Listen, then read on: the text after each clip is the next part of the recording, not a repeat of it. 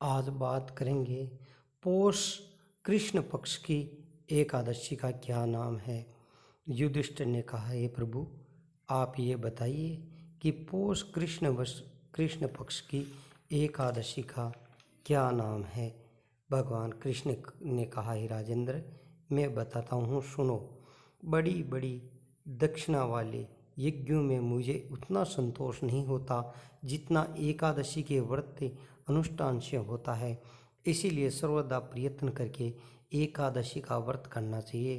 पौष मास के कृष्ण पक्ष में सफला नाम की एकादशी होती है। उसी दिन पूर्वोक्त विधानों से विधि पूर्वक भगवान नारायण का पूजन करना चाहिए। एकादशी के कल्याण करने वाली है, अतः इसका व्रत अवश्य करना उचित है। जैसे नागों में शेषनाग, पक्षियों में गरुड़, देवताओं में विष्णु तथा मनुष्य में ब्राह्मण श्रेष्ठ होता है, इसी प्रकार संपूर्ण व्रतों में एकादशी तिथि व्रत श्रेष्ठ है। हे राजन, शपला एकादशी का नाम मंत्रों के द्वारा उच्चारण करके फलों के द्वारा श्री हरि का पूजन करें। नारियल के फल, सुपारी, बिजोरा नींबू, जमीरा नींबू, अनार, सुंदर, आंवला, लौंग, बेर, विशेषकर आम के फलों के देवादेश्वर श्री हरि का पूजन करना चाहिए। इसी प्रकार धूप दीप से भगवान की अर्चना करें। शपला एकादशी में विशेष रूप से दीप दान करने का विधान है। रातों को वैष्णव पुरुषों के द्वारा जागरण करना चाहिए। जागरण करने में जिस फल की प्राप्ति होती है वह हजारों वर्ष तपस्या में करने से नहीं मिलती। हे राजा, अब शपला एकादशी का शुभ कारणी कथा सुनो। चंपावती नाम में विख्यात एक नगरी है जो कभी राजा महिष्मति की राजधानी थी। राजश्री महिष्मति के 5 पुत्र हुए।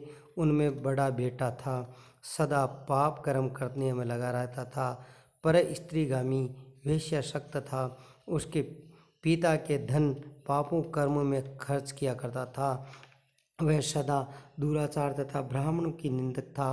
वैष्णव और दानों देवताओं भी हमेशा निंदा करता रहता था। अपने पुत्र ऐसा पापाचारी होकर राजा महिष्मति राजकुमारों से उसका नाम लुम्बक रख दिया। फिर पिता ने भाइयों को मिलकर उसे राज्य से बाहर निकाल दिया। लुम्बक उस नगर से निकल करके गहन वन में चला गया। वहाँ रहकर उन्हें पापियों के प्राय समूचे नगर का धन लूट लिया। एक दिन जब वह चोरी करने के लिए नगर में आया तो रातों में पहरा देने वाले सिपाहियों ने उसे पकड़ लिया। किंतु जब उसने अपने राजा के महिष्मति के पुत्र बतलाया तो सिपाहियों ने छोड़ दिया। फिर वह पापी वन में लौट गया। प्रतिदिन मांस तथा वृक्षों के फल खाकर जीवन निर्वाह करने लगा। उसे दुष्ट विश्राम स्थान पीपल वृक्ष के निकट था। वह बहुत वर्षों तक पुराना पीपल के वृक्ष में वन में एक वृक्ष एक महान देवता माना जाता था। पाप बुद्धि लुम्बक वहीं निवास करता था। बहुत दिनों के पश्चात वह एक दिन संचित पुण्य के प्रभाव से उसके द्वारा एकादशी का व्रत का पालन किया तो पौष कृष्ण दशमी के दिन पापिष्ठ लुम्बक ने वृक्षों के फल खाए और वस्त्रहीन होने के कारण रात भर जाड़े का कष्ट भोगा। उसी समय न तो उसे नींद आई न आराम मिला। वह निष्प्राण सा हो गया। सूर्योदय होने पर उसे पापी के होश नहीं हुआ। शपला एकादशी के दिन वह लुम्बक बेहोश पड़ा रहा। दोपहर होने में उसे चेतना प्राप्त हुई। फिर इधर उधर दृष्टि डालकर वह आसन उठा और लंगड़े की भांति पैरों को बार बार लड़खड़ाता हुआ वह भीतर आया। वह भूख से दुर्लभ हो पीड़ित हो रहा था राजन, और इसी से लुम्बक बहुत से फल लेकर के जो ही विश्राम स्थान लौटा त्यों ही सूर्योदय अस्त हो गया।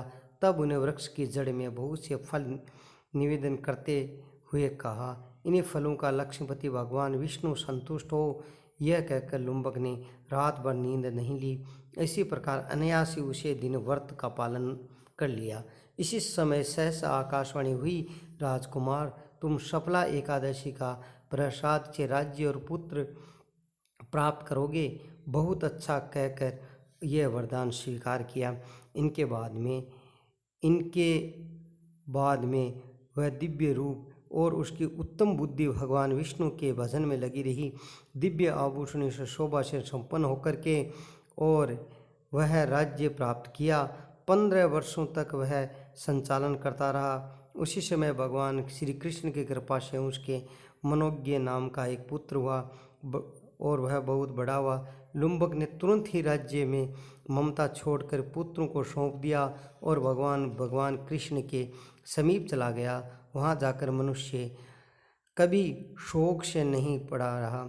हे राजन, इसी प्रकार जो सफला एकादशी का उत्तम व्रत करता है वह इसी लोक में सुख भोग करके मरने के पश्चात मोक्ष को प्राप्त होता है। संसार में मनुष्य धन सफला एकादशी के व्रत में लगे रहते हैं, उनकी जन्म सफल है। महाराजा उसकी महिमा को पढ़ते सुनते तथा उनके अनुसार आचरण करने से मनुष्य रास हुए यज्ञ का फल प्राप्त कर लेता है। बोली लक्ष्मी नारायण भगवान है की जय हो।